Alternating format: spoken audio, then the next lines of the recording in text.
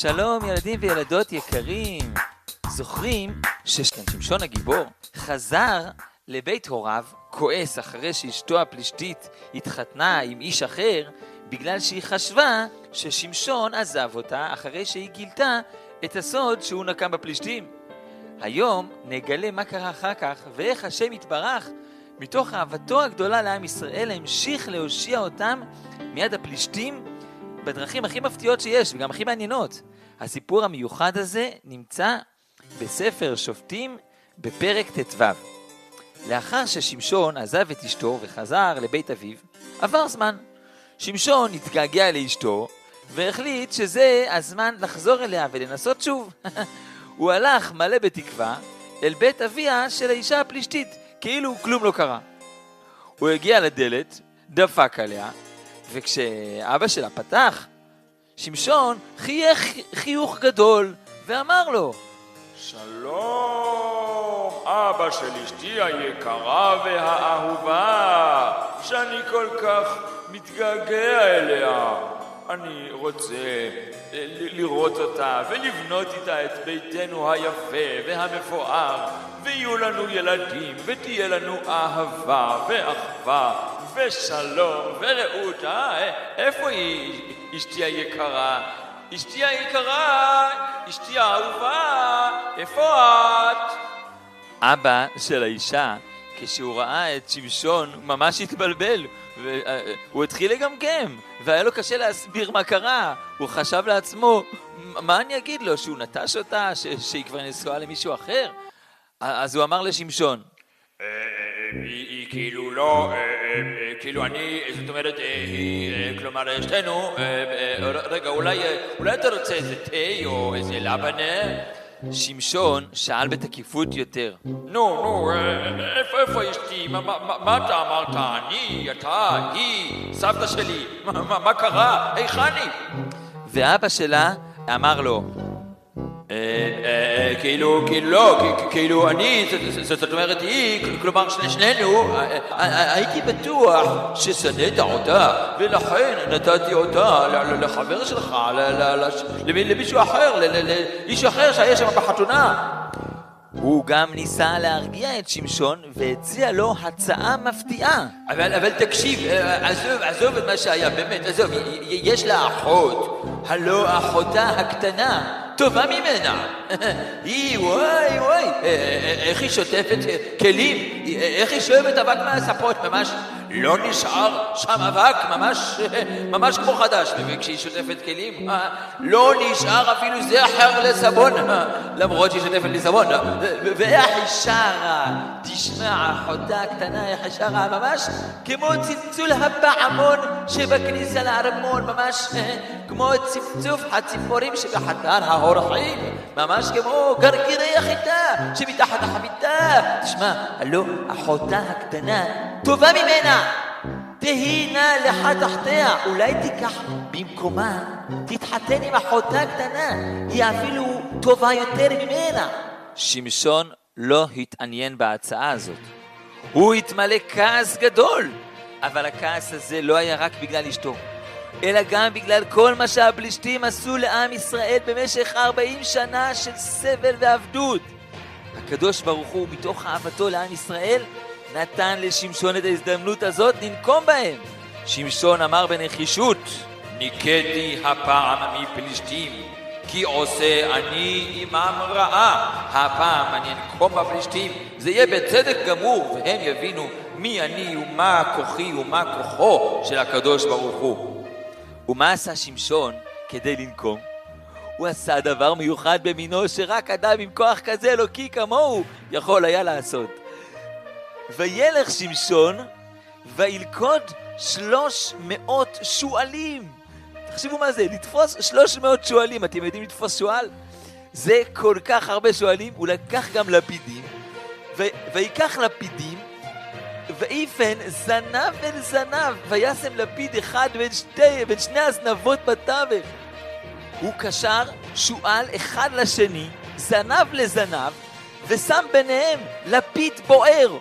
הוא קשר אותם ככה כדי שהשואלים לא יוכלו לברוח מהר והתבלבלו והסתבכו זה בזה, וככה יגרמו נזק גדול יותר. וככה הוא עשה לכל 300 השואלים, 150 זוגות. ואז הוא שחרר את השואלים האלה לשדות התבואה של הפלישתים, וישלח בקמות פלישתים, ויבער גדיש והקמה וגם כרם וזית.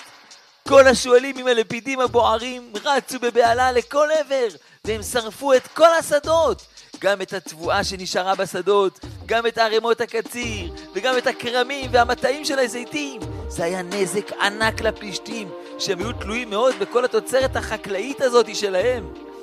הפלישתים ראו את כל זה, והם כל כך כעסו. הם שאלו, למה זה? מי עשה את זה? והם גילו שזה בגלל ששמשון עשה להם את זה, ואז הם עלו לעיר תמנה, הבינו שזה בגלל אשתו של שמשון ובגלל אביה, והם פגעו באשתו ובאבא שלה. שמשון חזר באחד הימים חזרה אל העיר, ושאל, שלום, איפה האישה היקרה שלי? אני ממש מתגעגע אליה. אני רוצה לפגוש את אשתי. באתי לראות אותה ולבנות איתה את ביתנו היפה והמפואר, ויהיו לנו ילדים ותהיה לנו אהבה ואחווה ושלום ורעות. איפה היא? איפה אשתי היקרה? אשתי היקרה, איפה את? אוי ואבוי לפלישתים האלה. הפלישתים אמרו לו, כאילו היא, כלומר אנחנו, זאת אומרת גם היא וגם אנחנו, היא שם, כלומר היא פה, היא שם פה, היא סבון, היא מרכך כביסה. נו, תגידו, היכן היא? מה הקשר לשמפו? תשמע אדוני, אנחנו ממש הצטערנו לשמוע מה שהיא ואבא שלה עשו לך, ולכן אנחנו הרגנו אותה ואת אבא שלה. כששמשון שמע את זה, כעסו התגבר עליו עוד יותר. הוא חזר אל העיר ואמר להם בתקיפות, מה? אני רואה שהרגתם את אשתי ואת אבא שלה. למה עשיתם לי את הדבר הזה? הפלישתים היו מופתעים מתשובתו. ויח אותם שוק על ירך מכה גדולה. הוא היכה אותם במכה אדירה והרג המון מהפלישתים, והוכיח להם את כוחו העצום שהוא קיבל מהשם יתברך. אחרי זה, שמשון הרגיש שהפלישתים עכשיו ירצו לרדוף אחריו ולפגוע בו, אז הוא הלך והתיישב במקום שנקרא סלע איתם. הוא הסתתר שם והתחבא, אבל הפלישתים הם לא ויתרו. הם עלו אל עיר ביהודה שקראו לה לחי, והתיישבו שם. אנשי יהודה, בני שבט יהודה, נבהלו מאוד. למה הפלישתים עולים להילחם נגדנו? הם הלכו אל הפלישתים ושאלו אותם, למה עליתם עלינו? והפלישתים אמרו להם, מה זאת אומרת למה? למה הם שואלים? אחרי כל מה ששמשון עשה לנו, למה? אוקיי, אנחנו באנו לא בשביל להילחם נגדכם, אנחנו באנו כדי לאסור את שמשון עלינו, לעשות לו כאשר הוא עשה לנו. אנחנו רוצים לתפוס את שמשון ולעשות לו, להתנקם בו על מה שהוא עשה לנו. אז 3,000 איש מבני יהודה ירדו אל המחבוא שלו, אל סלע איתם, למקום שבו התחבא. הם פנו אל שמשון ואמרו לו, הלא ידעת כי מושלים בנו פלישתים, ומה זאת עשית לנו? אתה לא יודע שהפלישתים שולטים בנו כרגע? למה אתה עושה לנו את כל זה ואתה מביא לנו כאלה צרות? שמשון ענה להם, כאשר עשו לי, כן עשיתי להם. מה שהם עשו לי, זה מה שאני החזרתי להם. אנשי יהודה אמרו לו, שמשון, אנחנו באנו לתפוס אותך כדי למסור אותך לפלישתים. אנחנו לא רוצים שהפלישתים יפגעו בכולנו וברכוש שלנו רק בגללך. אנחנו נקשור אותך וניתן אותך לידי הפלישתים. שמשון ממש לא התנגד, הוא הסכים. אז הם קשרו את שמשון בשני חבלים חזקים, חדשים לגמרי, מעודקים חזק, והעלו אותו מהמחבוא שלו והביאו אותו אל הפלישתים.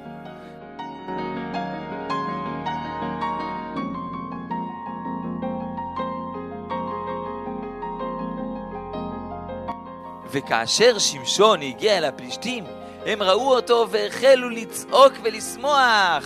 הם חשבו שהנה, סוף סוף הם תפסו אותו. אבל אז קרה נס גדול. ורוח השם צלחה עליו, ותהיינה החבלים אשר על זרועותיו כפשתים אשר נשרפו באש. רוח השם נתנה לו כוח כל כך עצום, שהחבלים שעל זרועותיו התפוררו מיד כאילו הם היו איזה פשתן שנשרף באש. הם פשוט נפלו מעליו. ואז שמשון הסתכל סביב, ומה הוא מצא? הוא ראה לחי חמור טריה.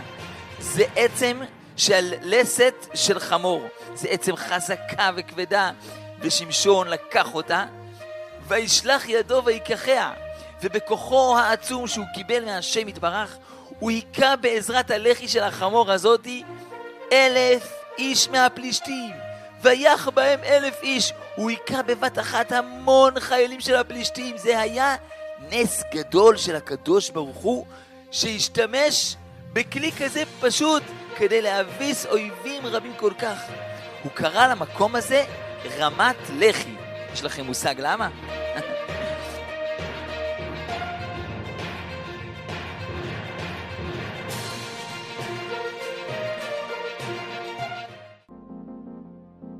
אבל אחרי הניצחון הגדול, שמשון היה צמא מאוד. הוא היה עייף ומיובש מהקרב הקשה הזה. הוא התפלל אל הקדוש ברוך הוא ואמר, אתה נתת ביד עבדך את התשועה הגדולה הזאת, ועתה, עכשיו, עמוד בצמא ונפלתי ביד הערלים. והקדוש ברוך הוא ברחמיו הגדולים שמע את תפילתו של שמשון. ויבקע אלוקים את המכתש אשר בלחי, ויצאו ממנו מים. הקדוש ברוך הוא פתח סדק בתוך הסלע, והוציא משם מים. ויבא, ותשוב רוחו ויחי. שמשון שתה מהמים, הנפש שלו חזרה אליו. בגלל זה הוא קרא למקום הזה עין הקורא, מעיין הקורא, כי הוא קרא שם להשם, והשם ענה לתפילתו. הסיפור הזה מראה לנו שוב עד כמה השם יתברך מושיע את עם ישראל מתוך אהבה גדולה אליהם בדרכים ניסיות ומיוחדות. וככה שמשון בעזרת השם המשיך לנהל את המלחמה נגד הפלישתים. אבל הסיפור של שמשון הגיבור עוד לא נגמר. המשך הסיפור יבוא בעזרת השם בפעם הבאה. זה היה סיפור מתוך הסדרה שתהפוך אתכם לגאונים בתנ"ך.